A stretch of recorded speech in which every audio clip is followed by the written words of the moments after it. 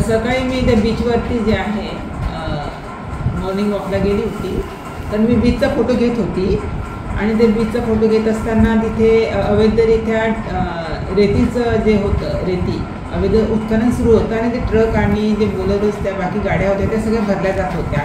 ते शूटिंगमध्ये आलं होतं माझ्या. तर तेव्हा तो एक व्यक्ती, त्यांच्यामधला एक व्यक्ती माझ्याकडे यायला सुरुवात केली आणि तो म्हणाला मला की तुम्ही आमचा फोटो कशाला काढत आहात. मी त्यांना म्हटलं की मी फक्त बीचचाच फोटो काढत आहे आणि मी तिथनं निघून गेली. आणि तिथून निघत असताना मग एक गाडी आली मधामध्ये आणि त्यातले 2 लोक उतरले खालती आणि ते म्हणले की तुमचा मोबाईल आम्हाला द्या, कारण तुम्ही आमचा फोटो काढलेला आहे, आमच्या गाडीचा फोटो काढलेला आहे. तर मी त्यांनी माझ्या हातातनं मोबाईल हिसकवण्यासाठी त्यांनी हात समोर केला. तेव्हा मी थोडं मागे झाली आणि मग मी त्यांना मार्शल आर्टची किक मारली कराटेची आणि तो खाली पडला. आणि दुसरा व्यक्ती फावडा घेऊन त्यांनी माझ्या अंगावर धावून आला. तर तेव्हा लगेच मी बाजूला झाली आणि त्यांना बॅक किक मारली आणि तो पण खाली पडला आणि मी लगेच तिथनं पळून गेली त्या ठिकाणून. आणि जातानाच मी त्या गाडीचा फोटो देखील घेतला.